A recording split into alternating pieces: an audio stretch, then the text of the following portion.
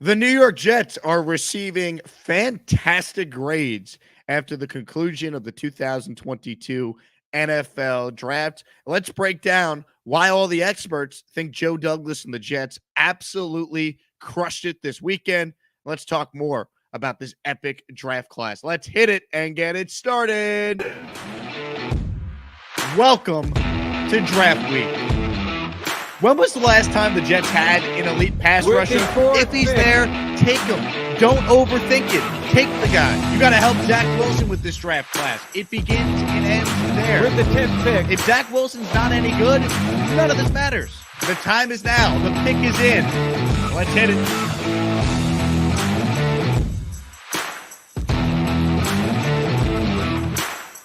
Here we go, talking New York Jets football on a beautiful Sunday. I'm back from Las Vegas. I apologize if my voice sounds crappy because, well, it was a fun couple of days. Appreciate all you guys watching the content live from the draft. I just posted an Instagram at Jake Asman if you want to see more behind-the-scenes pictures from my time in Las Vegas. And a quick shout-out to all the Jet fans who watched because the month of April was the highest month of viewership I've ever had on this channel. So appreciate you guys for taking the time to support the content all month long. Just because the draft is over doesn't mean that we're done posting daily Jets content. We're still going to have videos every day. Will Parkinson is joining us tomorrow to recap the draft. We're going to have Cole Thompson this week to get his thoughts.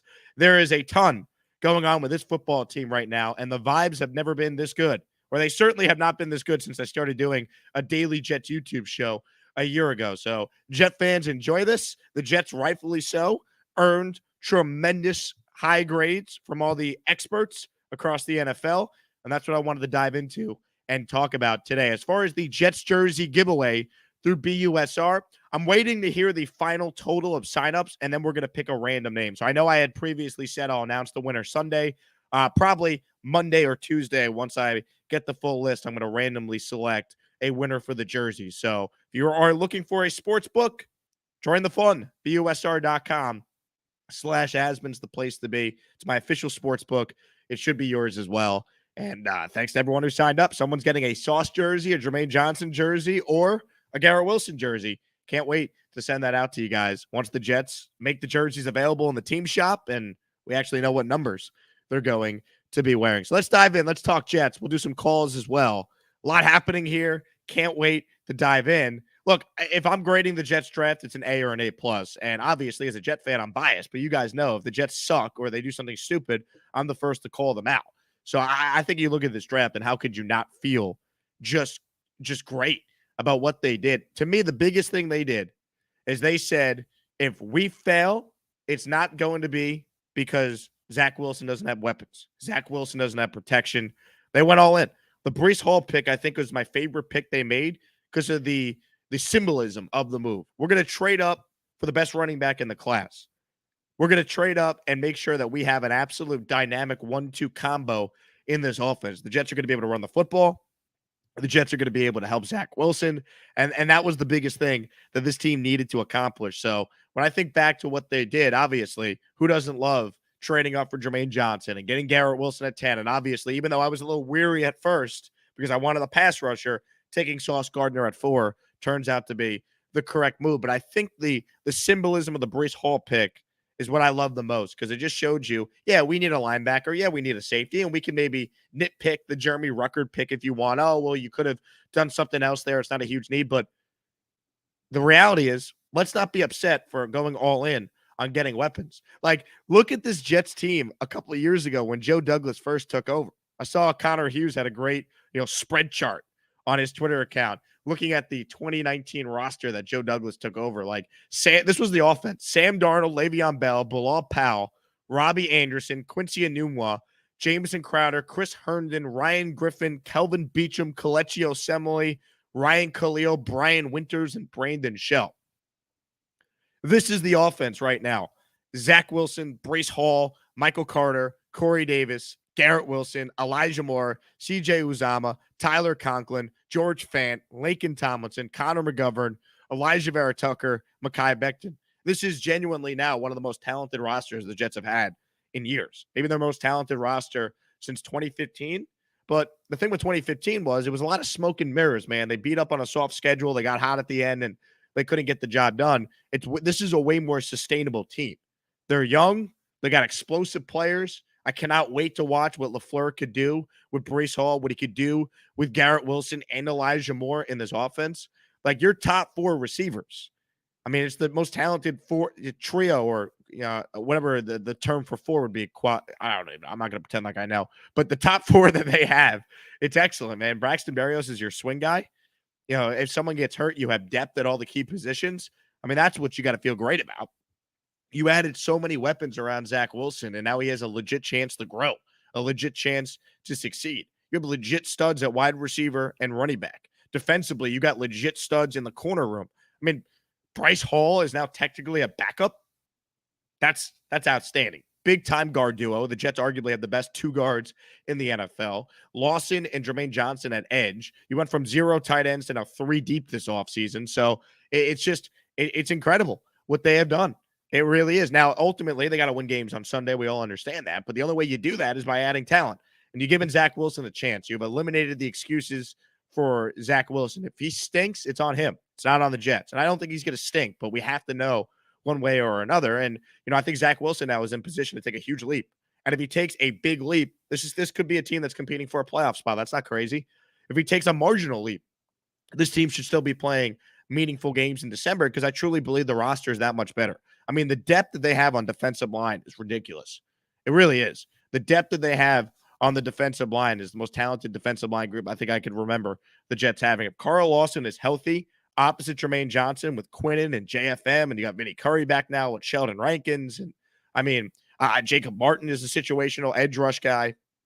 You feel really good about what they have done. They used the draft to double down on offense, supplement their needs at some key positions, but obviously they got stars, man. Like Sauce Gardner is going to be a star. All right. Garrett Wilson, I think, is going to be a star. Personally, and I'm no expert, but to me, the Jets got the number one corner, the number one receiver, and the number one running back in this class. So you got to start there and feel great about what they did. As far as, what they did the final day of the draft, let's be real. The draft started at 9 a.m. in Vegas. So by the time I woke up yesterday, they had already picked. And I'm like, great, we're done. Wonderful. So that was a nice plus. But as far as what they did, the last two picks going with Max Mitchell and Michael Clemens, I can't complain about offensive line help. I think the Jets believe in Mitchell, think he could be, a swing tackle as early as this year. Competition is good. Anything to not have to see Chuma Edoga out there on the field, I'm all for.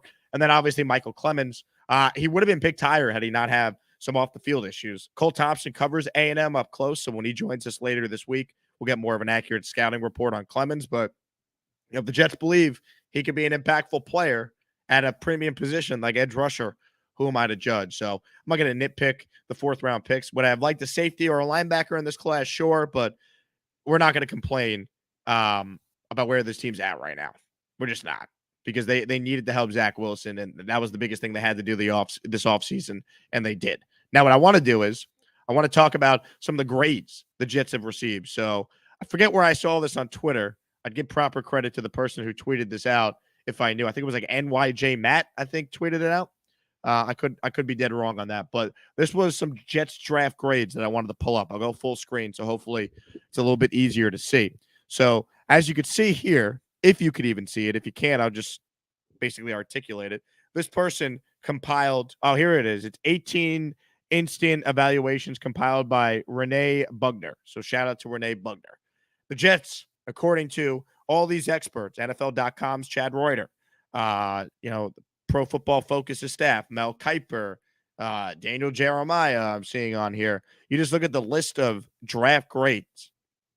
The GPA for the Jets was a 4.06. Or actually, that might be an 8. I can't even read the print. The point is, the Jets, the lowest grade they've received from any of the quote-unquote experts was an A-. There are no Bs here at all. All right, the Baltimore Ravens had 1 B on their grades, and then that was it.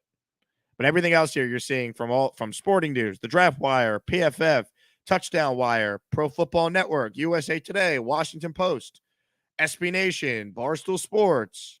I mean, the Jets had a perfect GPA, 4 something.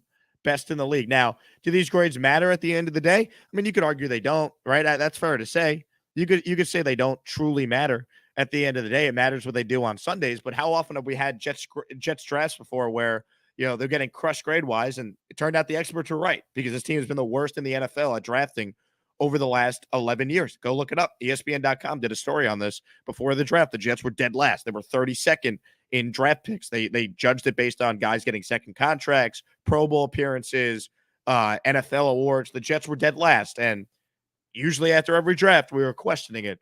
I don't think we can question this one. Even if I didn't think they'd trade up for a running back, I love that they did it, right? And I didn't love the Sauce pick at 4, not because I didn't love Sauce, but because, well, how are they going to get a pass rusher? You end up with Jermaine Johnson, who most people felt was a top 10 prospect in this class. And I look at what the Jets did specifically with this first round, and the 3 players they picked at 4, 10, and 26, at one point this offseason, that player they picked was mocked to the Jets at number 4. Not 10, 4. There were some, Mike Tannenbaum had a mock draft where Garrett Wilson was going 4. There were some mock drafts where Jermaine Johnson was in play at 4 for the Jets. There were some drafts where name the player that they picked was in play for the Jets at 4 or 10. Mel Kiper did a draft where they ended up taking Breece Hall, but they came up to get him. You go through this process, and the players they ended up with were all guys that people thought were going to go a lot higher on this team. So I agree with the experts, and it's weird because the Jets usually don't get universal praise. So let's enjoy it while we have it because we'll see how long it lasts. But I feel really good about where this team's at. I feel really good about Zach Wilson's chance to take a leap and succeed. And ultimately, I think if you're a fan of this team right now, how could you not be giddy about the hope and the future for what's going down now? So overall, the Jets did such a tremendous job filling needs and obviously realizing that it's about quality this year over quantity. They could have stayed back. They could have moved back and picked up picks. They didn't. They moved up twice. They moved up twice for blue chip talent because they realized after they had such a large rookie class last year and you already were let me just block this troll I just noticed here. Like last year, they had all these picks. You're already the youngest team of the NFL. Instead, you rather have a ton of blue chip talent instead. They needed to go quality over quantity, and they did that. So, I mean, you guys let me know your thoughts, but I think most Jeff fans I've interacted with here feel like this draft is almost too good to be true. So I'm pumped up. Feel like this is an absolute home run draft for this team, and now the fun happens. Can this team take a big step forward? Can they go out there and play meaningful games into December? It's going to be obviously a large part on Zach Wilson, but it's also going to be on Robert Saleh now in year 2 to do a better job than he did in year 1. It's going to be on Jeff Ulbrich now that he has players on this defense to coach those guys up in his scheme. The one thing the Jets valued this offseason before anything even began is they made no changes on the coaching staff. They wanted continuity in place. You look at the rest of the AFC East, new offensive coordinators for the other 3 teams. Zach Wilson has Mike LaFleur. And if you saw that picture of Robert Saleh looking at Mike LaFleur after they took Breece Hall, I mean, those 2 guys were giddy with the possibilities. So, I mean, I'm pumped. I really am. And I think this team is in a really good shape. So, as Robert Saleh would say, let's go, man. Because that's how I feel about where this team is headed. So, we'll see. But overall, how could you not be very encouraged, extremely optimistic about where this team is headed? That being said, let's open it up. Some comments, questions, anything on your mind. Submit your super chats in the text box. You also could join the show on camera, and we'll do some calls here. Once again, I apologize for my voice. We've done a lot of broadcasting, so I'm going to be drinking some tea shortly after this to try and get ready for the radio show tomorrow. But this has been fun, man. Just got back from Vegas late last night, and I'm still in just a giddy mood about what this football team did the last couple of days. Start with some super chats, then we'll go to the calls. 1189 Paris says, do you think the Jets would have drafted Drake London if he was available at 10 instead of Garrett Wilson? 1189, this is a great super chat because Robert Saleh told Janae Coakley that if Garrett Wilson was not on the board, they would have taken Jermaine Johnson at 10. Doesn't that make you feel great? The Jets thought Jermaine Johnson was worthy of a top 10 pick. Now, he was in their top 8. Joe Douglas said that, but they were going to take Jermaine Johnson at 10 and then probably had to trade up for a wide receiver. The Falcons, the two teams the Jets need to thank for opening the door for their draft. Atlanta, for sure, because they took Drake London, and the Jets wanted Garrett Wilson, and he was their number one receiver, and they got him. And the other team is the Texans, because the Texans took Derek Stingley, a pick before the Jets were going to take Sauce Gardner, and the Jets knew they had to leapfrog the Texans to get Breece Hall. The Texans were taking Hall at 37. That's why the Jets made the move to get in front of them with the Giants at 36. So those are the two teams I look at and go, thank you. Also, thank you, Tennessee, for being willing to make a trade with the Jets so they can get Jermaine Johnson, because the reality is the Jets from pick 15 on, Joe Douglas said they were trying to get back into the first round, and they couldn't pull it off. Zane the Game says, great draft. Also, 15K subs. Let's go, man. Solid voice. Zane the Game, appreciate you, man. Yeah, Jet fans, you guys are the best. I mentioned this at the top, but April was my most viewed month on the channel. Not that I'm surprised. I mean, this is the biggest draft in Jets history, but just a big thank you to all the Jet fans for the support. Dan checks in. 10 out of 10 draft minus safety. Is Landon Collins an option? I do think there's a chance they add a safety here, but I wouldn't expect a major move. I know there's some Jet fans that are like, well, how about Tyrann Mathieu? Sounds like he's going to go back to the Saints, or he's going to go to the Saints, I should say, because New Orleans didn't add a safety in free agency, so we'll see how that plays out. Tony Banks with a super chat. Jake, I know you have a full-time job, but your commitment to us is appreciated. Let's go, Jets. Thanks, Tony. Appreciate that, man. I love doing the YouTube stuff, so we're going to keep it going. And it's fun. We're also going to add some baseball stuff now that I have a little more time to not do like 2 or 3 videos a day with the Jets like we've done. So if you're a Yankee or a Met fan, I plan to do a little more baseball content here on the channel. So make sure you hit the subscribe button if you don't already. Let's see. This one is from JJ. Jake, we live vicariously this week. Thanks for keeping us updated and hyped. If Zach Wilson is league average this year, how many wins we get? If Zach Wilson's league average, this team's probably a 7 or 8 win team. If he takes a big step in year 2, like most young quarterbacks tend to do, this team is competing for a wild card spot. That's how I look at it. The talent level is so much better than where it was. I mean, this assumes obviously the picks they made pan out, but I have no reason to think they won't. This is the second year in a row I feel great about the Jets draft. Felt great about it last year, and it turned out to be a good feeling. I feel really good about it going into the season this year. It's going to come down to Zach, though. I think we all know that.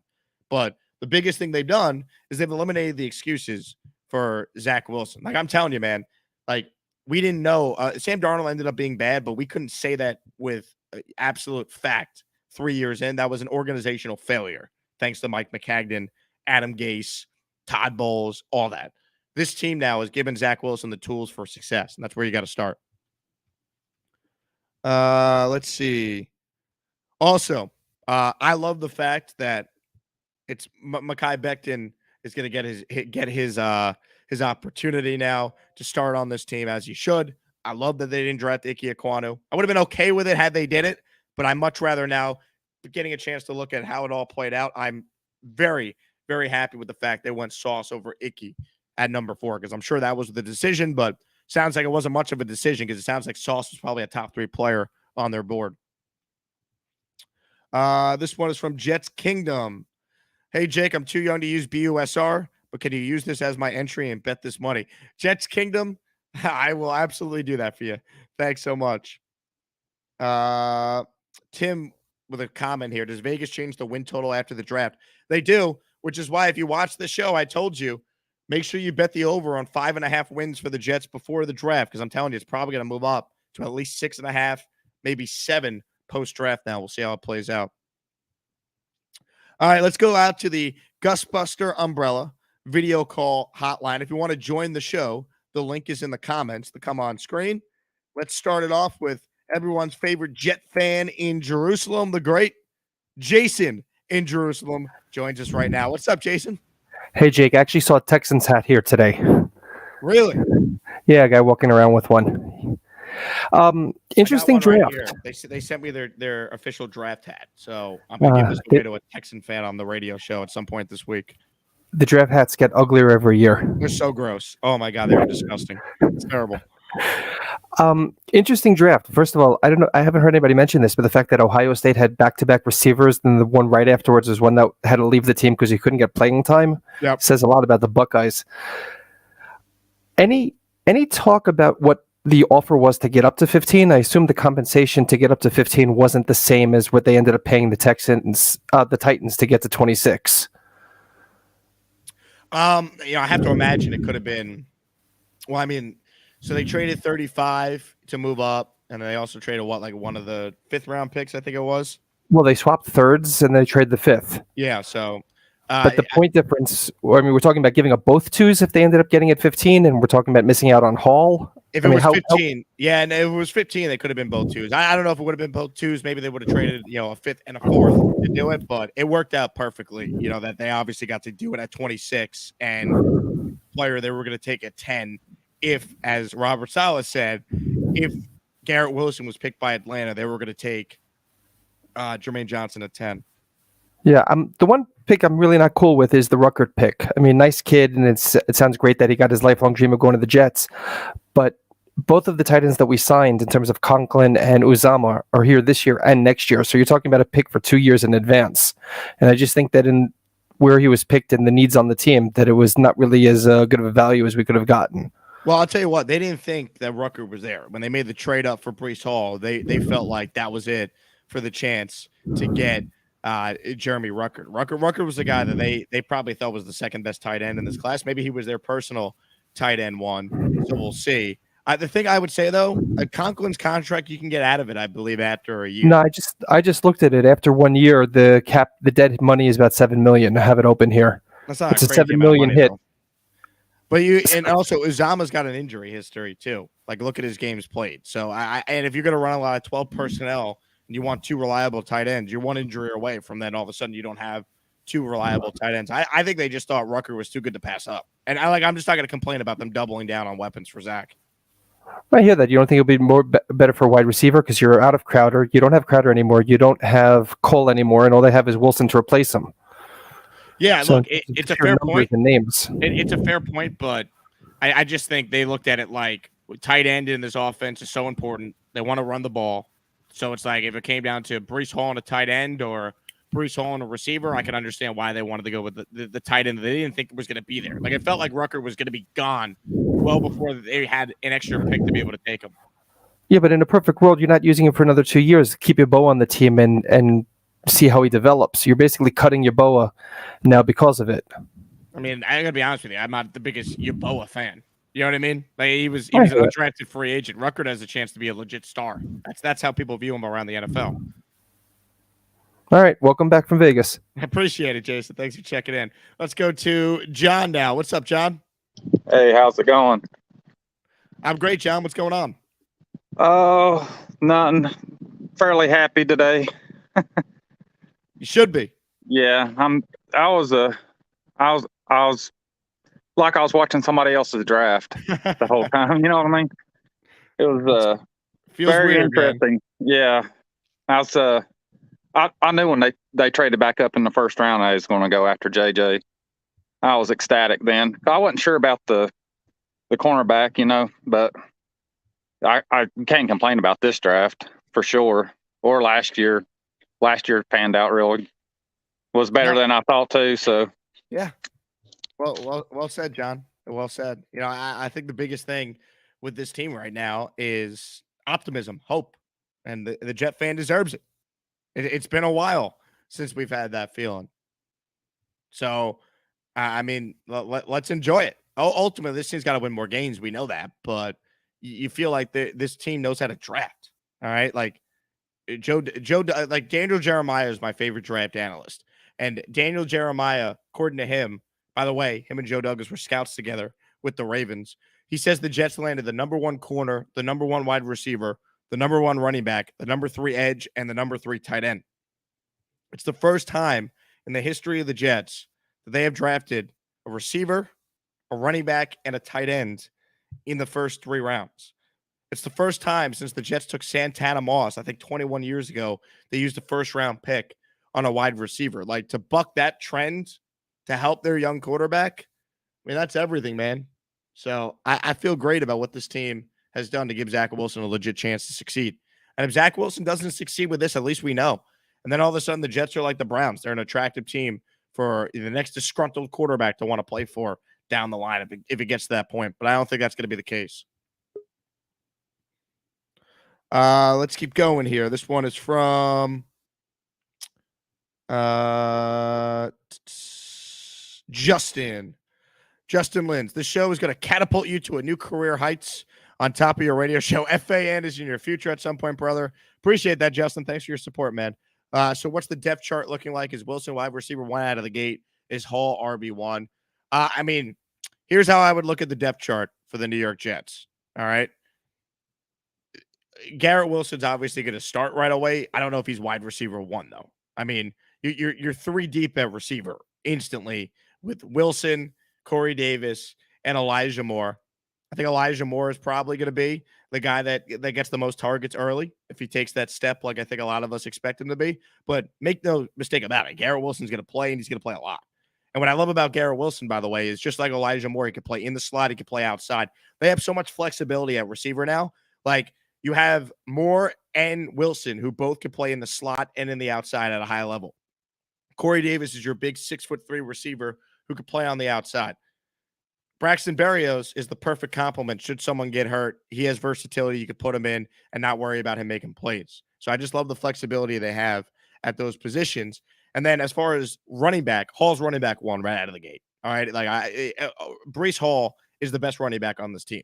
I love Michael Carter. I didn't think they were going to find a running back in this class to be better than Michael Carter, but Michael Carter is a shorter guy. He got hurt last year. Breece Hall is a bell cow. Give him the rock. Get out of the way. As Joe Douglas said, they wanted to find players that every time they touch the ball, they can go 80 yards. I mean, that's Breece Hall in a nutshell. That guy's a beast. So he's running back 1 right away, but Michael Carter's going to play 2. And all of a sudden, the running back depth chart of Hall, Carter, Tevin Coleman's now your number 3. That's really good. That's really good in an offense that's going to try and really run the ball, especially after they added Laken Tomlinson. You have Becton coming back. You have ABT in year 2. Feel really good about where this team is at from a depth chart perspective. Now, the biggest thing they have to do, as Joe says in the comments here, is pray for health because, you know, as talented as this roster looks right now, guys got to stay healthy. And that's the biggest question with the Jets. They have dealt with so many injuries, as we all know, the last couple of years. All right, let's go back to the calls. Let's go to John P. What's up, John? Jake, how you doing, man? I'm great. Apologize for my voice, but I'm battling through. No, you're good. I'm actually bummed because I live in Vegas, but I was out of town, so I wasn't able to, go to the draft. It was like it's probably the most bummer thing when you're like you live in the city that the draft's in, and you're just right. like, oh my god. But let me tell you, your city did it right. Vegas was so cool, man. It was like everywhere you go, it was just football fans wearing their favorite team's gear, walking around. It was like the ultimate football convention. Just people walking everywhere, excited about their team. Every blackjack table, craps table, it's just football fans at all the hotels. It was incredible. Yeah, that I'm jealous. But wanted to ask you a question here. So even though we drafted Garrett Wilson, don't you feel like we're still kind of a little low on wide receiver depth?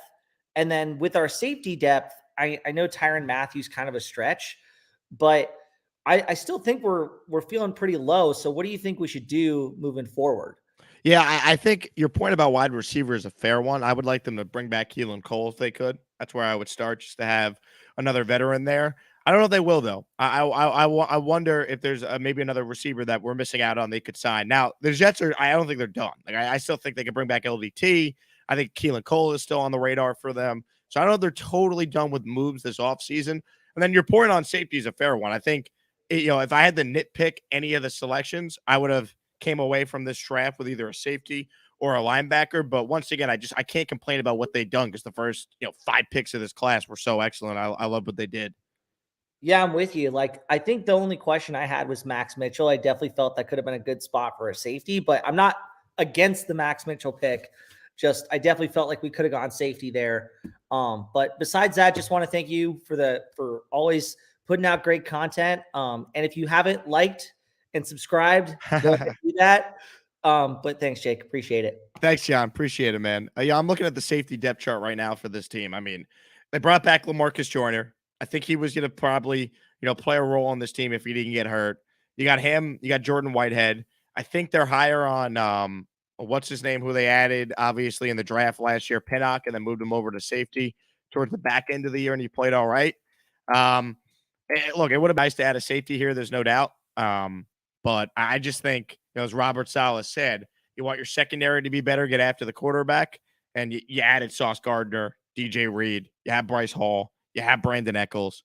So they probably feel like their secondary, specifically at corner, could cover for the lack of safety help.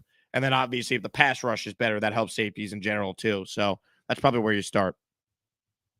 Let's keep going here. If you got a super chat, those will cut the line. Let's go back to the calls, though. Andrew wants in on the conversation. What's up, Andrew? Hey, Jake. Love your analysis, man. Big fan. Thank you. We've all been like edge, because the defense is predicated off the pass rush.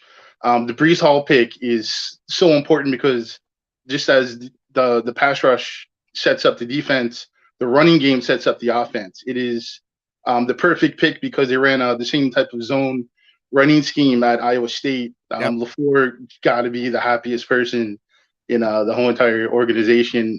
He's going to fit perfectly in. He puts his foot in the ground and he's gone. He's got a spin move. I think this is going to be the sauce that makes the offense work. So I think it's everyone's talking about the first 3 picks, but I think it's the 4th pick that's really going to put the Jets over the edge this year. Yeah, Andrew, I think it's a great point, man. And the point you made about Breece Hall running zone scheme in Iowa State, that was like the football nerds will tell you all about why he's the perfect scheme fit for the Jets. You're right about that. Thanks, man. You got it, Andrew. Appreciate it, man. Thanks so much. Let's keep it rolling here. A lot of people want in. I put the link once again in the comments if you want to join. Please, more calls, the better. It means I could talk less. Excuse me. And I have casino voice, as you guys can tell right now. So we're battling through this one today. Let's go to Jets Kingdom. I'm live. What's up, Jake? Hey, what's up, man? I'm at work right now. I got two things that I wanted to say real quick.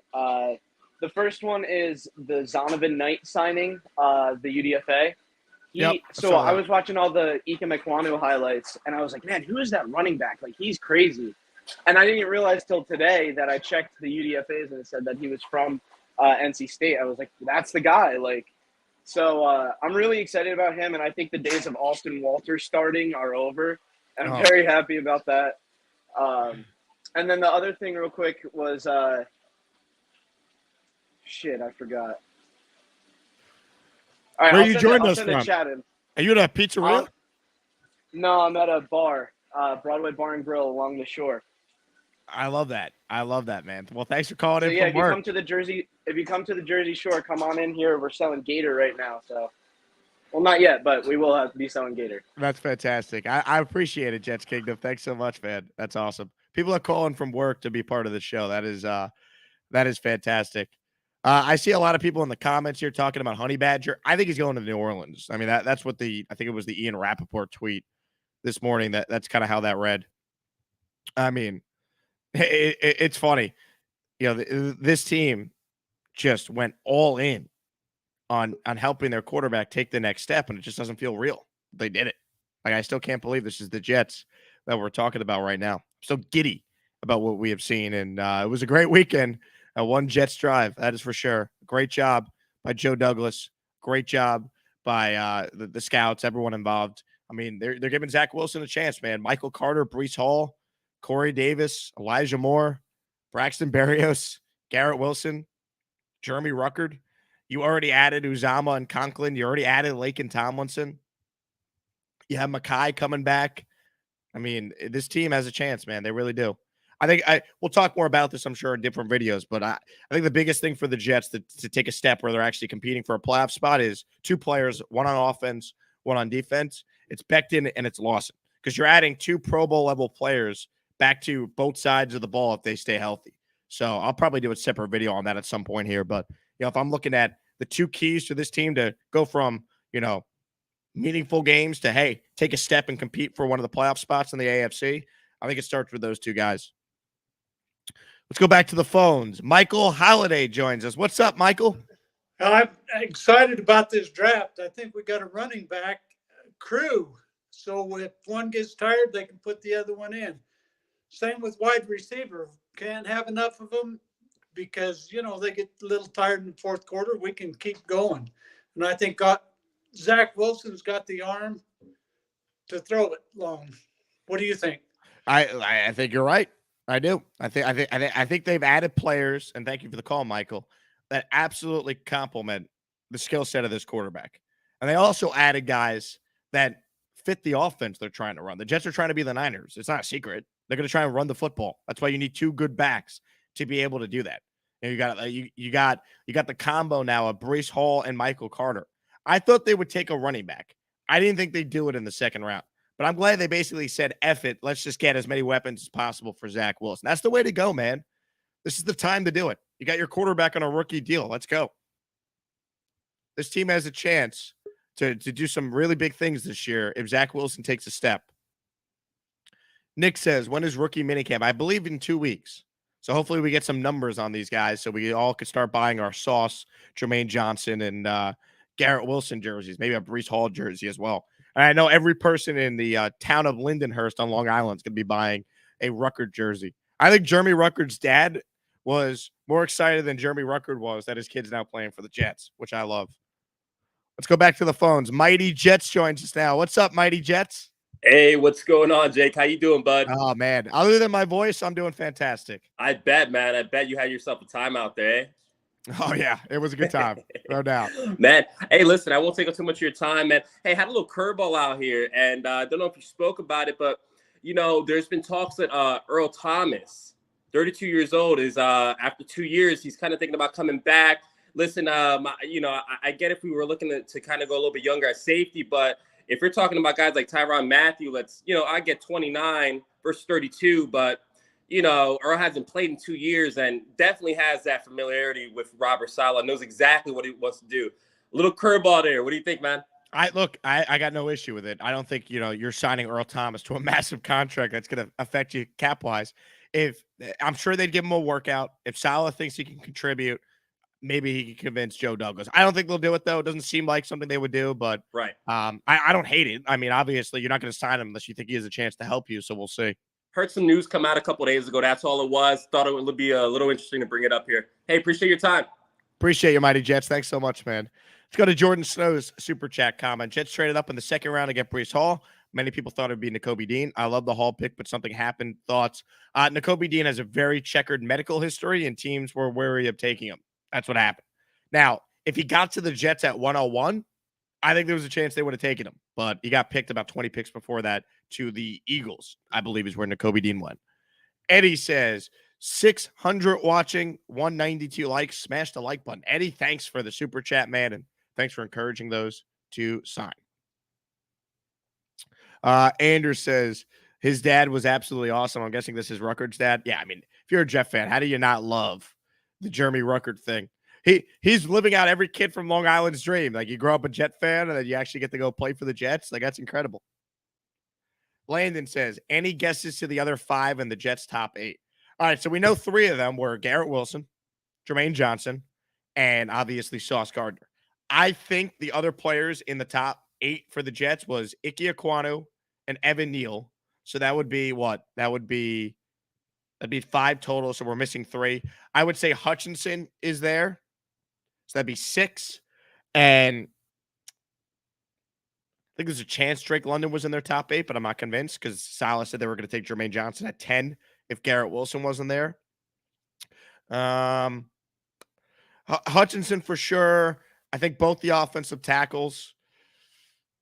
It's tough. Maybe Travon Walker, but I'm not convinced. I don't think Stingley was in their top 8, to be honest. So I think the Texans did them a solid. KT, obviously, I should have said Thibodeau. Yeah, I think that's probably what it is. Could have been Cross, too. Maybe they love Charles Cross. I don't know. I would say KT and Hutchinson for sure. I would say Travon Walker. And then I obviously would think that, it'd be both offensive linemen. I think that was probably their top 8.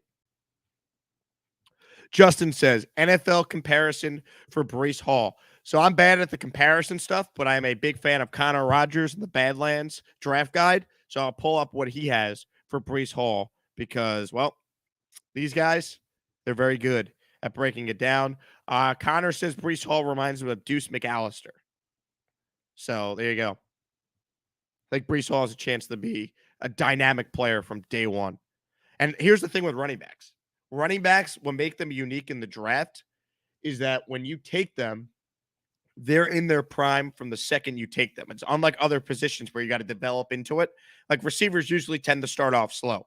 That's why over the last 2 drafts, you had 21 receivers go in the first or second round, and only 3 out of 21 went over 1,000 yards as rookies. Running backs hit the ground running right away. Saquon Barkley was great as a rookie. Jonathan Taylor was great as a rookie. Najee Harris was in the top 5 in rushing yards as a rookie. So, you just look at like the impact a running back can have. Michael Carter was really good last year. Now you got him and Breece Hall. You're going to help Zach Wilson, man. You can help Zach Wilson by taking less off his plate. Allow him to develop without having the pressure of throwing 30+ times a game. Gotta love what this team did with the pick there with Breece Hall. I didn't think they'd do it. I'm glad I'm wrong. I don't hate it at all. I'm glad I'm wrong.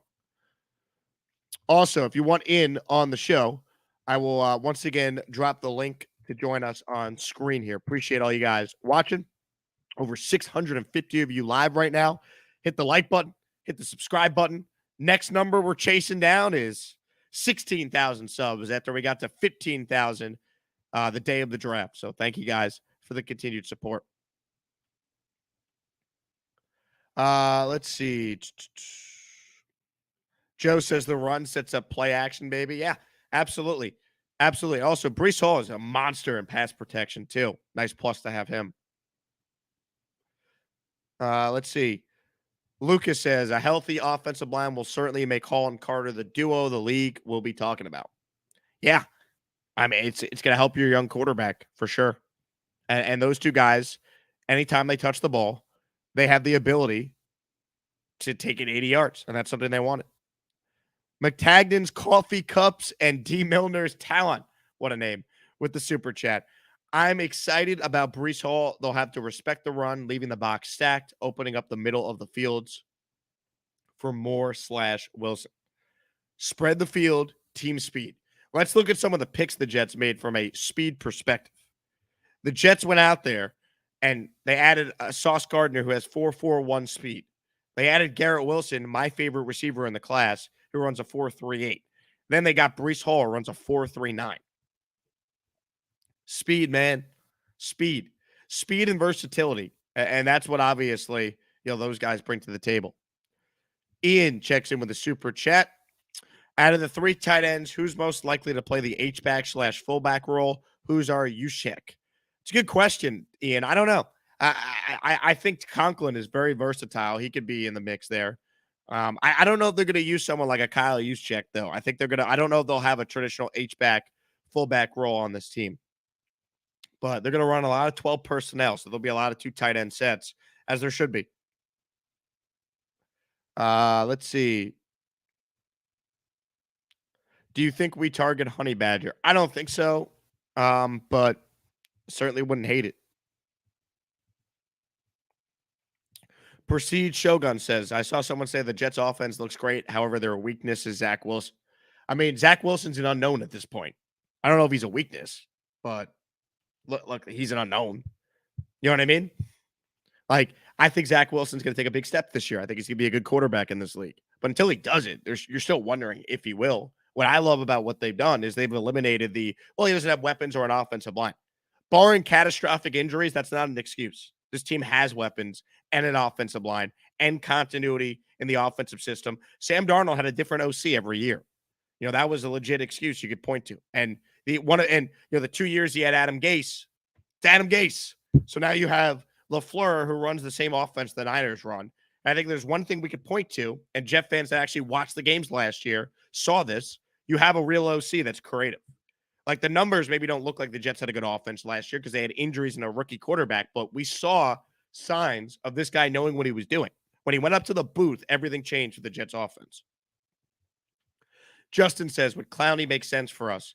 Probably not anymore, given the fact that they have so much depth at edge. I don't think they'd bring in Clowney. I think Clowney's going to end up going back to the Cleveland Browns. That's what I've been hearing. Also, can the Yankees score some runs here? We got bases loaded, nobody out, down by a run. We got Aaron Judge up at the plate. Fantastic. Let's see. Game Q for Life says, I get Gronk vibes from Rucker highlight reels. Great hands. Guy's a beast. Joe Rivera checks in with a $5 super chat. Is this the Joe Rivera of Sporting News fame? Appreciate you, Joe. If you got a question or a comment, or you want to join on screen, I'll put the link in the comments here for anyone.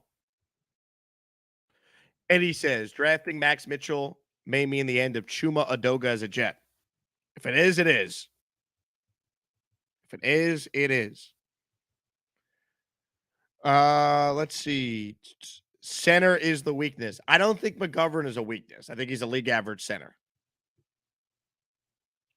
It's Snoopy says, Zach is the target now that the offense has improved. But that's how it should be. It should be, hey, we've given our quarterback help. It's on him to take the step. Zach Wilson was the second pick in the draft. All right. We're not talking about some guy that is supposed to be a game manager. The Jets think Zach Wilson's going to be a star. Maybe it doesn't happen this year, but he's got to take big improvements year 2 in the league. That's not being unfair to Zach. I think if I had Zach Wilson on the show, I'd be like, look, you got all the weapons. Let's go. And he'd be like, absolutely, I'm going to ball out. Like that should be the expectation now. We should hold Zach Wilson to a high standard. He's the second pick in the draft. I mean, let's go, man. You're in the AFC. The reality is you're in a conference with Patrick Mahomes, Josh Allen in your own division. You're in a conference that has Deshaun Watson, Lamar Jackson. I mean, we can keep going. The AFC West, Herbert, Mahomes, Derek Carr, Russell Wilson. Zach Wilson doesn't need to be those guys this year, but he needs to take a big step in year 2, and he should as the second pick in the draft. All right, let's go to one of the biggest Jet fans I know, who told me he was actually a little weary about the draft. He didn't love what they did night 1, and I was shocked. Joe Rivera, longtime baseball writer for Sporting News and diehard Jets fan. He's on with us. What's up, Joe? Jake, how you doing, my friend? Yeah, I caught. I was on YouTube just looking at some other stuff, trying to convince myself of this draft, and I saw you were on. So, what don't you like about this draft? Because you might be the only notable Jet fan I know that did not love what they did day 1. I want to say, I think I was talking to my cousin this morning, Jake, and I think he put it perfectly. I think Douglas did things that I don't love, but I love the draft. Now that I'm looking back, I've had time to digest it. For me, I think having, number one, going cornerback that high is always going to make me a little bit weary. I know that they've actually panned out in recent years. You're looking at the Patrick Surtains, and you're looking at the J.C. Horn got hurt last year, but he looked pretty good. So for me, going cornerback that high is always going to make me a little bit leery. A lot of it, too, is there's the contract you're looking at. He's already making league average money. So you hope that he pans out. Everybody's saying the Salah says he's a scheme fit. I'm not so sure. I think there's going to be a little bit of a some growing pains there. So taking him over Thibodeau kind of got to me a little bit. I'm fine with the Garrett Wilson thing. I thought that he was probably wide receiver 1 or wide receiver 2, depending on how you felt about Jameson Williams. But other than that, I trading up back into the first round to get a guy that they had graded as a top 10 talent in Jermaine Johnson, but not they were going to take him at 10. They were going to take him at 10. Right, and that's why it's a little weird to me. I mean, listen, at the end of the day, if their talent evaluation is on and they trust that they can build these guys up, then I have no problem with what they did. I have no problem at all. I thought that, Breece Hall trading up for running back, I'm never a fan of day 2 running backs. He was the best running back in a pretty weak class of running backs, all things considered. But he's still the best at his position in this draft. But outside of that, I do think, looking back on it, like I said, I do love the fact that they got cornerback 1, they got wide receiver 1, tight end 1, potentially, depending on how you feel about Trey McBride. And also, running back 1, tight end 1, edge 3, edge 2, depending on how you feel about Thibodeau. So overall, I'm kind of okay with it, but certainly it took a little bit of digestion for me to look into it. They're all in on helping Zach Wilson, and also you're in a division with Tyreek Hill and with Stephon Diggs. You're in the AFC, which is loaded with great quarterbacks. So Sauce is going to come in, and all of a sudden Bryce Hall is your number 3 corner. Yeah, you have more depth than they've ever had. This is the most talented roster they've had in years. So I love what they did, man, because they added blue chip players while at the same time addressing the overall need of helping Zach Wilson. Right. Yeah, I think for me too, it's that the reason that Stephon Diggs and Tyreek Hill and eventually Jalen Waddle make as much money as they do is because nobody can stop them. So I do think that you hope that Sauce will turn into that number one cornerback and that really elite lockdown guy. But there's still going to be a little bit of time for them to figure that out. I think ultimately, for me, part of it too was you look at the way that in the past maybe Salah's defenses haven't really valued cornerback as much. But it's easy to say that when you have the Richard Shermans of the world working for you, that even though he wasn't a first-round pick, he was the guy that turned into an all-pro. So, yeah, I think the hope is that they definitely figured out. The hope is that Sauce is the goods. I wouldn't be surprised if he has a rough rookie season, because cornerback is always going to take a little bit of work to do, especially when you're jumping to the next level and you're facing freaks every week, and especially in the division when you're facing the Diggs and the Hills of the world and the Waddles of the world. So yeah, we'll see how it works out. In all, I'm cautiously optimistic. I'm certainly warmed up to it. I've come around on it. So we'll see if they can continue to grow these guys. Joe, let's take a look at the grades here. Everyone's saying nice things about the Jets. Yeah. And you are finding a way to not enjoy the fact that it seems like for the second year in a row, they have crushed this draft. Right. Yeah, I know. I think for me, and it's such a struggle, Jake, because it's like you look at the whole positional value thing. That's the big thing now is value in the draft. That's all you hear people talking about is value. And for me, when you're looking at value and you're talking about a guy like Thibodeau who could be there at 4, and a long time for a while that a lot of people were thinking, you know what, maybe he's the number 1 overall pick. Maybe he won't get to. Maybe he's the number 2 pick. Maybe he's the number 3 pick. And there's a reason for that because the guy's really damn good. And I know that there was the character concerns and this and that, and apparently the Jets staff, for whatever reason, didn't consider him a top 10 prospect, which I think is very bizarre. There has to be something else going on there than just whatever they saw or didn't see with their talent. So, yeah, everybody loves the draft. That's fine. It's fine to grade the drafts now. I mean, they've had drafts under Mike McCagnon that people loved, and we've seen how those drafts have worked out. So, it all depends on value. It all depends on how they play this year. It's how they develop these guys, and I think that they did a really good job with the rookies last year. So there's certainly hope. Joe, how tight is that headband? Not that tight. It's fine. A little bit. It's elasticy. Yeah, I've been out and about today. Went to watch my best friend play a little bit of baseball earlier today. So have to rep the island. Have to rep Puerto Rico. So no, it's definitely not tight. So in case you're wondering if that's cutting off the circulation to my brain in regards to my take on the Jets draft, no, it is not. I promise you, it fits comfortably. I appreciate it, man. I love the Jet flag behind you too. It looks like you got hung up on the wall. Yeah. I picked up one of their draft hats today too. So if you think that I'm all out on this class, I'm definitely not. I bought myself a new key lanyard today, a new Jets key lanyard. So no, there's certainly optimism for me. I believe in this team. I think Joe Douglas has really done a tremendous job. I think this year, when you look at his draft too, it's more about finding those impact guys who on day one are gonna really, really make a mark on this team. So, yeah, I'm fine. All good here. I'm not trying to be Debbie Downer. I just had a little bit of a different evaluation when I saw what was going down on day one. I like it, Joe. Appreciate you, man. Thanks for coming on. Yeah, absolutely, Jake. Enjoy the rest of your day. Enjoy the rest of your weekend. And, yeah, full speed ahead. Getting ready to take flight this year. It's going to be fun. That's right. Let's go, baby. Let's continue the calls here. Let's go to Mike. What's up, Mike? Hey, what's good, Jake?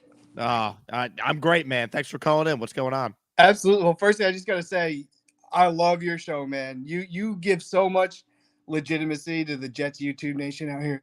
So thank you for all you do, and we love it, man. Thank you. Appreciate that. We got so many good ones, though, man. I mean, yeah, we do. Great Paul Jet Boyd YouTube George, he's awesome, too. Yeah, I mean, I love all the guys, man. O'Leary, Greenby, yes. Jet Central. I mean, Tyson. I mean, Ryan from Jets Talk. I mean, there's so many good YouTubers out there, man. And it's been a fun offseason. We have some positivity. We have some optimism. It's nice.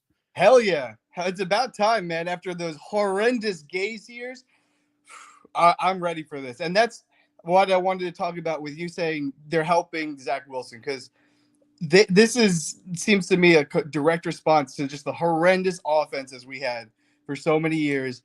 And if the defense lags a little bit, if the linebackers, if we lag a little bit, even if they like those guys, they're focusing on building up Zach Wilson. So at the end of the day, if we score more points and we win 1 or 2 less games, I think we'll all be a little bit more happy on that. You're right, because like the biggest thing is, yes, if the Jets, let's say the Jets go out there and they go 7-10 this year, and their problems on defense, but Zach Wilson plays really well, and he's the big reason why you won a lot of the games you did.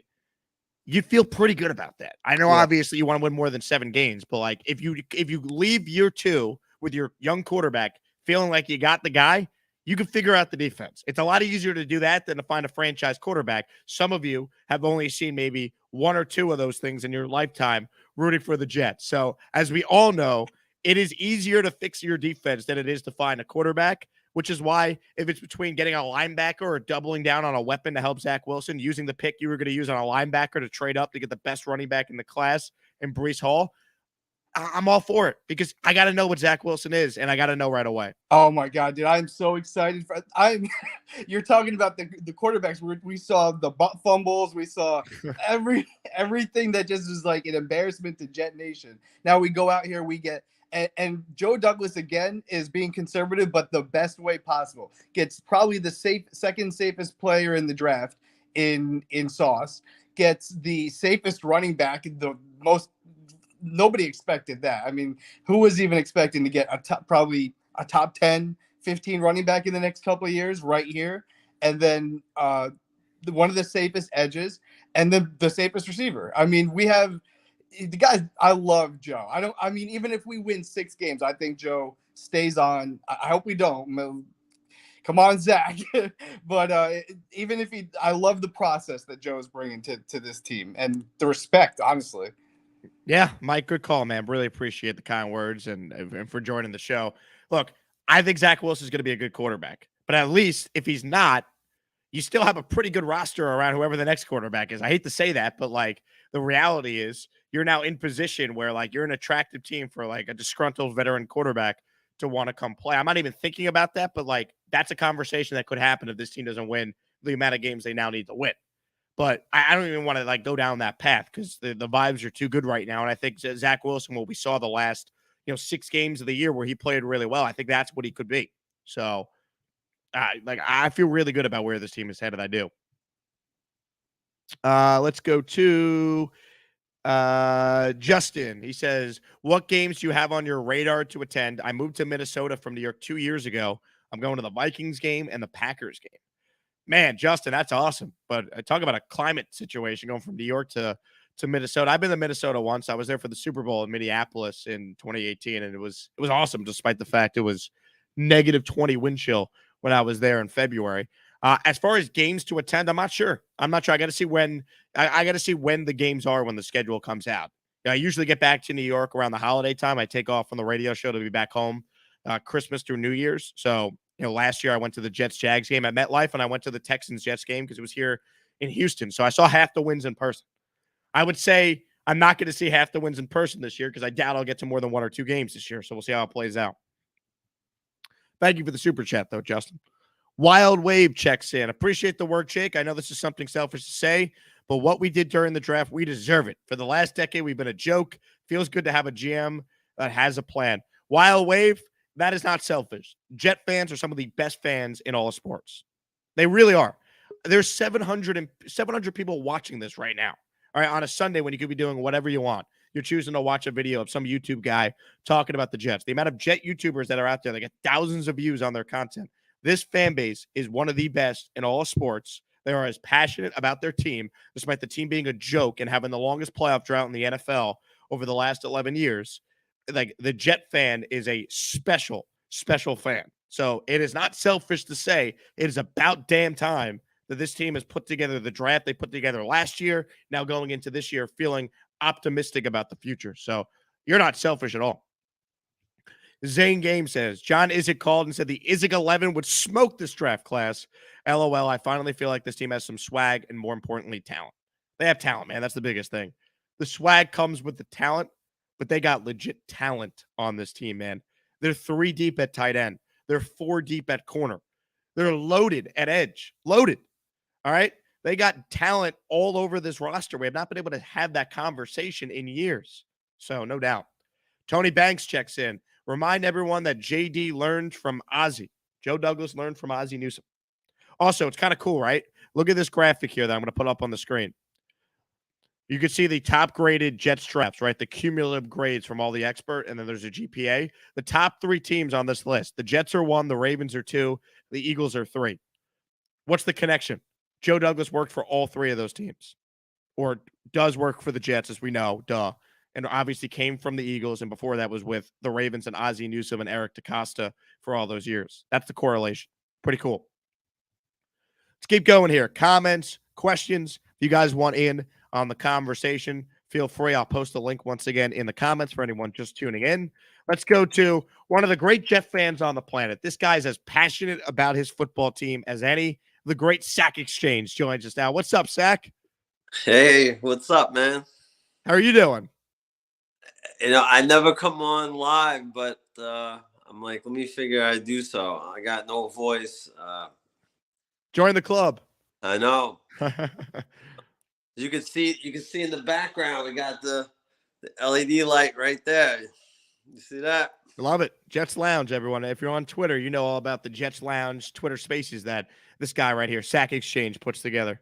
Bro, Jake, I would have loved you if you'd have been at that draft party, man. I gotta tell you, I sent you the videos. I made sure that I got that too, and man, it was such a great time, and it was so many different people from different walks of life, and everybody just bled green. I think I hugged more people that night than Goodell did. That's awesome, man. I mean, look, how could you not love what they did night 1 and then to go into night 2 and load up on arguably the best running back and then get one of the best tight ends to help your young quarterback? I mean, how could you not love what we've seen? Oh, I mean, it was one pick after another home runs to me. I mean, I will tell you, full disclosure, at first the crowd was chanting, we want KT. And they kept saying KT, and when Sauce, nobody was really upset with the Sauce pick. And how could you? How could you be upset about it? Right? Look, he's the best corner in the class. And, despite me saying corner's not as big of a need as edge, it was still a need. It wasn't as high up on some of the other lists like receiver and edge. But, I mean, they came away, in my opinion, with the best corner, the best receiver, and the best running back in the draft class. How could you not be? And they got probably a top 3, top 4 edge rusher in a loaded edge class. How do you not love that? Oh, absolutely. And then, you come back with Garrett Wilson. I was a big Jameson Williams guy, but I could see he, obviously he was hurt and whatnot. And how, again, Wilson to Wilson for the next 5 to 10 years. I mean, and then the bounce back into the first round. And when that, I mean, nobody left that party.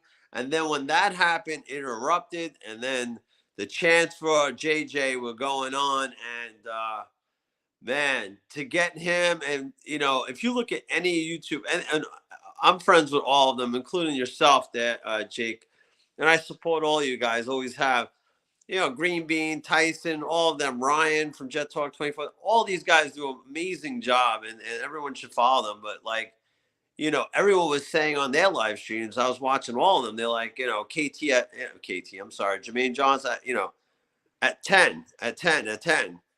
You get him at that, the home run. So yeah, they were going to take. Salah said this to Janae Coakley on SNY. They were going to take Jermaine Johnson at 10 if Garrett Wilson wasn't there. And then in an alternate universe, I wonder what they would have done. Would they have tried to trade back into round 1 for a receiver? Would they have sat and waited now to the second round and like it just would have changed? I don't know if they end up with Breece Hall if they go Jermaine Johnson at 10. Because they might look at it like they have to get back into the first round to get Traylon Burks. Chris Olave ended up going right after. By the way, let's emphasize this point. Yep. To those who said wait to the second to get a receiver, they would have been screwed. There were not enough quality receivers left that could have been impact players right away. I mean, 10, 11, and 12 were all former Ohio State receivers. Garrett Wilson, Chris Olave, and Jameson Williams. Absolutely. I mean,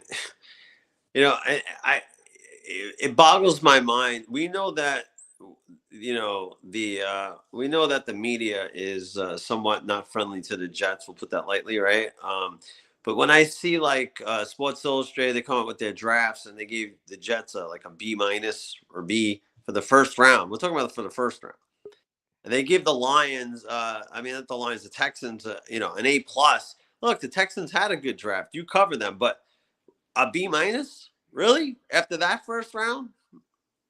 I wouldn't pay too much attention to it. Here's the only list that truly matters: the final grades compiled by all the different outlets here. The Jets led the NFL, so I mean that's all that truly matters. And ultimately, the grades really matter that much? No, these guys got to go out there and prove it. But look, they got graded very well last year, and they ended up having a great class that we now could feel really good about last year.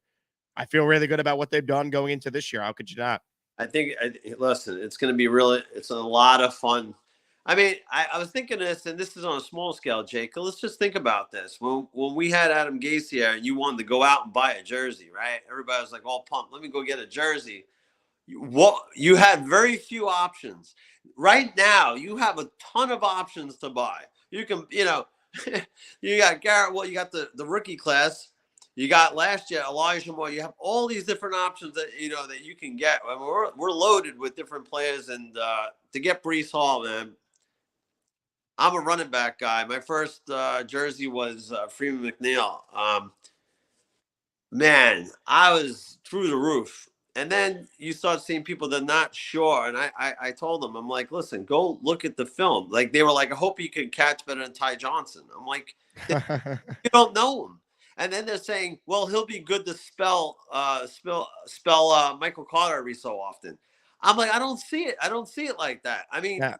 Breece Hall's running back 1. He's the guy. Perfect. Yeah, that's exactly what I want all your viewers to understand, that it's not the other way around. No, Michael Carter's still going to play, though, and you need 2 running backs in today's NFL. And I love Michael Carter. I thought that was a great pick last year. But Hall's running back 1 from the second he gets on the field. He's starting at rookie OTAs in a couple of weeks. Yeah, no, absolutely. Listen, Jake, I always say to you, and this is the first time I've ever been on your show, but you do an amazing job, and I always stay in touch with you. And you've been in the lounge several times, and we appreciate your support. And we got that town hall meeting, we call it, tonight at 7. So it's the who's going to be on there. I want to give up all the people, but we'll have Braylon Edwards in there. So. Wow, let's go, baby! They have Braylon Edwards, one of the all-time great Mike Tannenbaum moves, helping the Jets get to the championship game 2 years in a row. Yeah, so I appreciate you having me on. What time is it? Make sure everyone knows. So for those who don't know, Sack runs a Jets Twitter Spaces called the Jets Lounge. It seems like you guys are live like 24/7. Like every time I scroll through Twitter and I'm doing the radio show, I'm like, damn, I wish I could join right now, but I'm working. So it's the Jets Lounge. It's on Twitter. So all you need to do is make a Twitter account if you don't, and it's basically a live Jets audio podcast. And you guys are going live at what time tonight? 7 p.m. Eastern time. Boom. So if you need more Jets content after I sign off the air tonight, Sack Exchange with thousands of Jet fans chopping it up. It's gonna be fun. Yeah, we have people that are confirmed. We'll just say Tony Richardson will be there. He's like a regular. So we'll have Tony Richardson, Braylon Edwards, Connie Scouts. She'll break down all the picks, what she's seen in them, and we have a lot more folks coming. Rob Carpenter, a lot of today is the who's who, so we'll have a lot of beat writers in there. It's like when you came in that time. It was like standing room only. I love it. So yeah, no, Jake, thank you so much, and I plan on coming back. This was pretty cool. Anytime you want, Sack. Thanks so much. Everyone, check out the Twitter Spaces tonight. They do an excellent job. Let's go right to the phones. Let's go to one of our other favorites on this program. Let's go to Phenom. What's up, Phenom? Hey, man. Great coverage from Vegas, Jake. I see people poo-poo in the draft, and I went to Mike Francesa. I saw he had an article or whatever, and the Pope, Mike Francesa, if he gives it up, man, you got to really think about it. But you can only be excited. I'm going to be excited. If nobody else is going to be excited about the Jets, I'm going to be excited about the Jets. Who's not excited about the Jets? Like, anyone who's not excited about the Jets is in the minority. And if they're outspoken about it, they're trying to get attention. Like, you could question, how good is this team really going to be? You could have questions about what Zach Wilson will end up being. But in the now, on Sunday, May 1st, if you're a fan of this football team and you're not happy, you're not excited, why root for this team? Because nothing is ever going to make you happy. No question, Jake. No question. We're on the same page, man. But we're Jet fans, so that's what you got. I know. But look, I get great it. content. Great content from Vegas, man. You did a bang up job. Let's go. That's my line. Let's go, baby. Thank you, Jake. Phenom, thank you, man. I need to isolate that audio of Phenom saying, let's go, baby, and use that as a drop in the intro. My guy Stan the Man, I'm sure, is watching this, and he's going to incorporate that in the next intro we'll drop. Big shout out to Stan the Man, by the way. He's the one who put together all those draft intros that we used all weekend. If anyone needs their podcast intro, video work done, contact me, and I'll share Stan the Man's intro. He did a stand-up job on this show, and I want to make sure that people know he's the best in the biz at what he does. Keep going here. Super chats, comments, questions. You'll cut the line. All gas checks in with a super chat. Maybe the best part of the entire weekend was the Jets seemingly trouncing the Pats. JTS, Jets. Look, Jets got to beat the Pats on the field, but, I mean, if you're debating who had the better draft, it's not even close. It's not even close.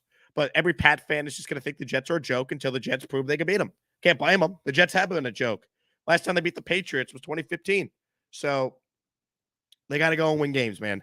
And they got to win games in the division. They got to at least, at the minimum, split with Miami and split. If this team wants to play meaningful games in December, and if this team wants to have a shot at a wild card, and I think that's realistic now looking at the roster, depending on what Zach Wilson is in year 2, they're going to have to beat the Pats at least once this year.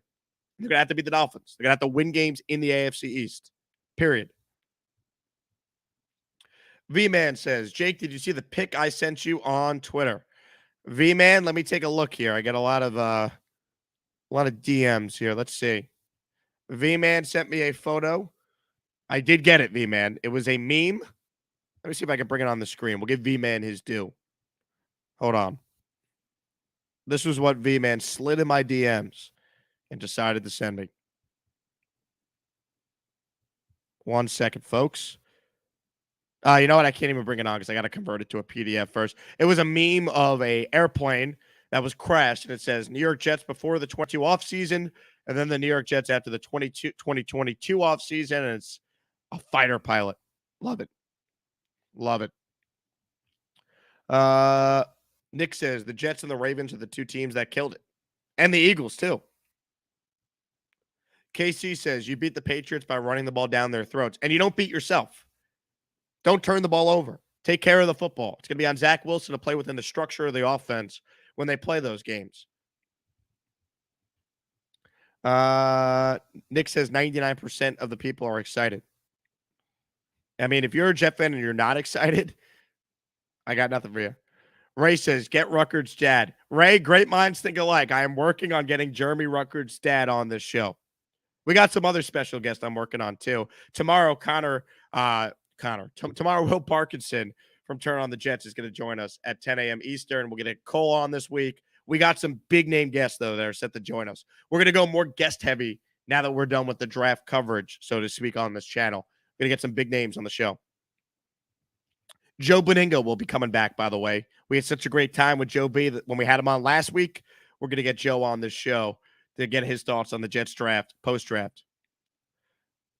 V-Man says, Jets on paper are greater than the Patriots. Facts. Comes down to Zach. Zach's got to take that leap, and I think he will. Vinny says, are you mad that Thibodeau landed with the Smurfs of all teams? I know you wanted him bad. I was mad in real time, but I was thrilled that they ended up with Jermaine because I didn't think that was possible. So, no doubt. John says, Texans had a good draft, too. They did. I'm going to spend about 4 hours talking about it tomorrow. Boomtown says, do free agents typically have more or less leverage post-draft? It depends on the team. If you're, let's use Tyrann Mathieu. You were waiting till post-draft to see what your market is. Well, the teams that didn't draft the safety, you got more leverage with those teams. It all depends on position.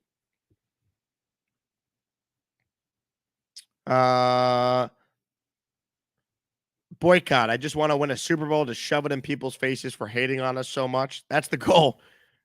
I just want to see a Super Bowl before I perish. Ragnar, Connor Hughes yesterday morning. The Jets had the makings to be one of the best offenses in the NFL if Zach Wilson takes that step. Yeah, absolutely. Blackbeard says, Jake, moving to Houston in August. I need Houston Jets bar. That's popping. Thanks. Go to HoustonJetsFans.com, Blackbeard. All the info's there. There'll be the Jet games this year might actually be fun to watch. I can't wait. Can't freaking wait. And also, hit me up when you get down to Houston. I'll give you some recommendations on some places. Vinny says, Jake, who do you think was the first mistake in the draft? I think you're right. I think it was Trevon Walker going 1. I just wouldn't have done it. If I have the number 1 pick, I'm not betting on upside. I'm taking the guy that's the closest thing to a sure thing, and that to me was Aiden Hutchinson. Will Zach go up 2-0 on Lawrence this year? I mean, I think the Jets are better than the Jags. They should. I'm sure there's some Jaguars fans that might disagree, all 7 of them, but I don't really care about that.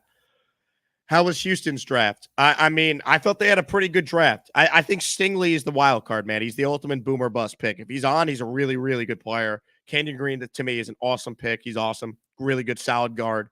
They compare him to Laken Tomlinson, by the way. I would say John Mechie in the 3rd. I like that move. I think Mechie's talented. Christian Harris was a good pick as well. And the only pick I would have made was Breece Hall. But the Jets knew the Texans were taking Hall, which is why they jumped in front of them to get him. Let's see. What's the plan for linebackers? The plan for linebackers is going to be, in-house, I think, at this point. The Jets believe that C.J. Mosley and Quincy Williams can hold it down. And they also really like Hamza Nazardine and Jamian Sherwood, 2 guys they drafted last year and 2 guys that were hurt. So we'll see how it plays out. Kansas City had a sneaky good draft as well. They did. They absolutely did. BC says, I'll be at the Minnesota game. That's a potentially a winnable game for the Jets.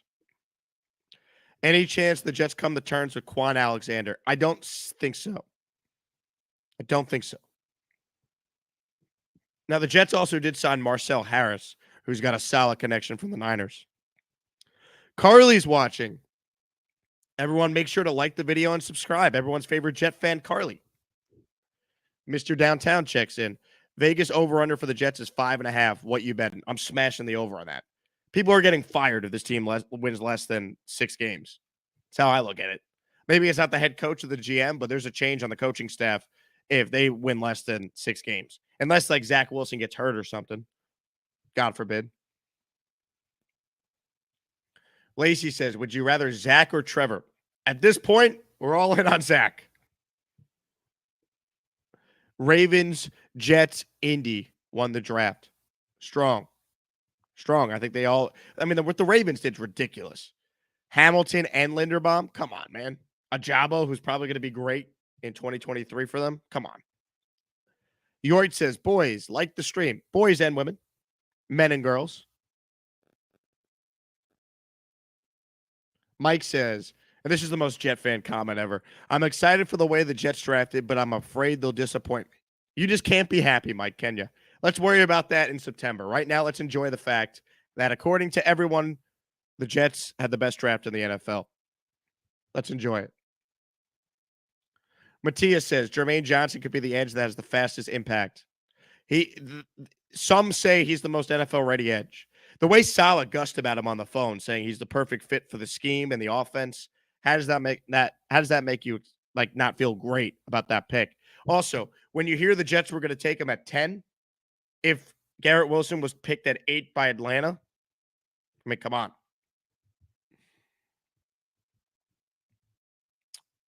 on. Vinny and the Jets checks in. By the way, Jake, baby Rocco was born Thursday, day 1 of the draft, and the family has already nicknamed him Saucy. Vinny, I thought you were going to name your kid Sauce. I love that, though. Congrats to you and your family. That's incredible. Congrats to Vinny and the Jets. Baby Rocco, born on Thursday, already a Jets fan. Love that. Boomtown 49ers says, on that chart, could you show the bottom 5 teams? I assume New England is dead last. Yes, I will show you the bottom 5 teams. It's probably tough to read. I recognize that, so I'll do my best here. Let's see. Let me move your comment, Boomtown. Bottom 5 teams, for those who can't see it because it's really small. 32, New England. 31, the Rams. 30, the Dolphins. 29, the Bears. By the way, the Bears are failing Justin Fields. The Bears went full Mike McCagnon. All right, what are the Bears doing trying to help Justin Fields? The Bears draft to me makes no sense. I don't understand how they didn't get more weapons to help out their young quarterback. It's very surprising to me. But that's a side note. So there you go. That's those are the rankings right there. Roland says, just pray everyone stays healthy. That's the hope. Hunter says, which team do you want the Jets to play at the start of the season? I feel like if they don't start off fast, they'll have another slow start. So you're saying if they don't start week 1 with a win, they'll have another slow start? Maybe. That shouldn't be an excuse, though. The Jets can't start 0-3, 0-4 in September. Can't. Who do I want them to play first? I mean, can we get a game with the Lions? Can we get a game with the Jags to start the year? I'll play Miami week 1. I got no issue with that. They got a first-year coach. I think there could be an adjustment for him. I don't know, man. I don't really care who they play. Just win. Just win games. Win a game in September for the first time since Sam Darnold's first ever game on Monday Night Football. Pathetic. Let's see. There's an interesting comment from Andrew about farting that I'm not going to read on the air, but you might want to seek some medical help there, Andrew. Michael says, Jake, you said this year was JD's boomer bust year. 2020 was not so good, and Joe D couldn't have another 2021. Was good now with 2022 draft. 2020 was a fluke. Yeah. I mean, certainly 2020 doesn't look great, but it looks a lot better if Mekhi Becton comes back and plays great. So, 2020 is not a bad draft if Becton's back and he plays really well. You got your franchise right or left tackle. It's not bad. 2021's excellent, and it's maybe the best draft in team history of Zach Wilson's a franchise quarterback. And this year's draft, I mean, come on. Come on, man. You got 3 players in the GM's top 8. You got the best running back, the best corner, the best wide receiver, second best tight end. Come on. Score points, win games. Let's go. Do a couple more here. JTS with some congratulations to Vinny. Absolutely. Congrats, Vinny. Fields versus Wilson would be nice. That would be nice. That'd be a fun game. Robert says, I want to play Cleveland early while Watson is suspended. I'm not convinced Watson's suspended right away, so I don't know how that will play out. Would you have traded up for Nakobe Dean? No, I wouldn't have. They already traded up twice at that point. If he was there at 101, I think the Jets could have taken him, but I wouldn't have. You go into any games. That's the plan. I don't know which ones yet, though. I got to see the schedule. Brian says, this team might be as powerful as the 98 Jets. It depends on the quarterback. Skill set-wise, they got some real talent on offense, though. It's weird. The Jets have talent on offense. It's not too long ago. It was Deontay Burnett, Jermaine Kearse, Robbie Anderson was your number 1. We've come a long way from those days. Siegel North says, our running game will boost our offense and keep Josh Allen and the Tyreek Hills off the field. Time of possession, Jets 35-35. JD rocks. I agree.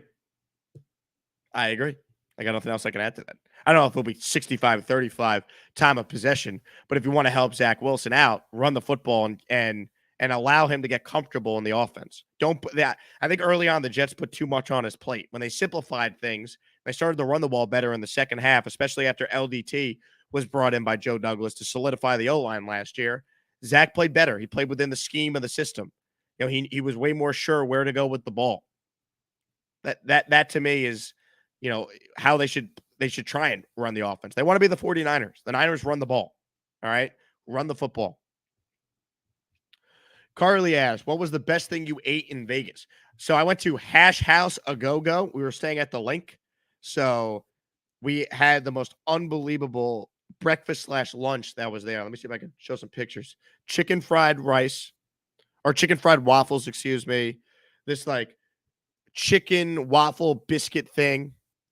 And then the biggest pancakes that were molded with bacon that I've ever had in my life. So good. Hash House a Go-Go in Vegas. Also had a fantastic Bloody Mary that cost me $25. Vegas, baby.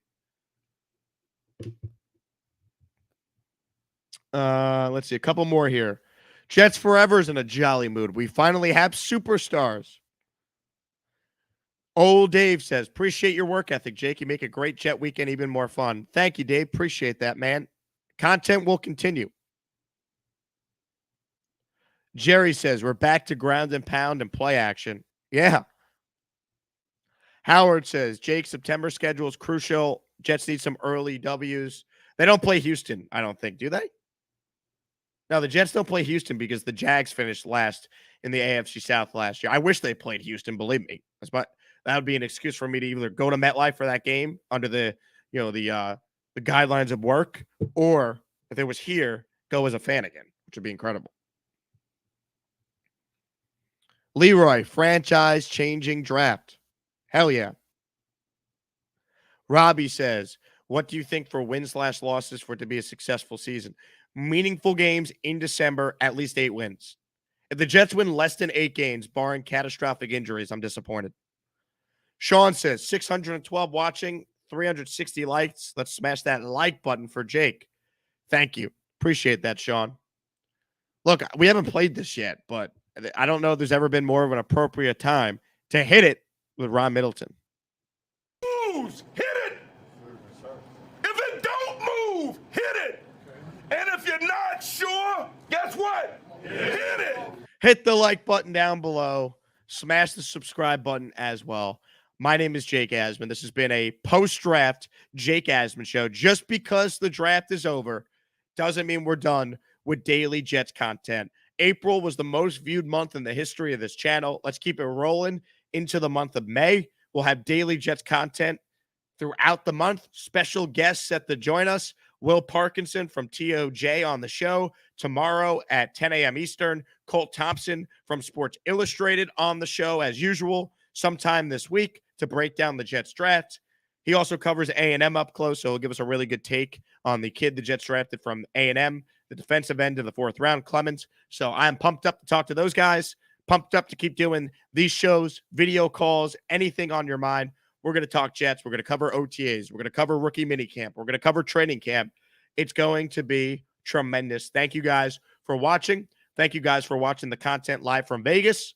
And be on the lookout because we got more and more content coming to this channel. I'm going to go drink some tea because my voice is in shambles. Thanks for watching, everyone. Have a good rest of your Sunday. Go Jets. It's a good time to be a Jet fan. Talk to you guys soon.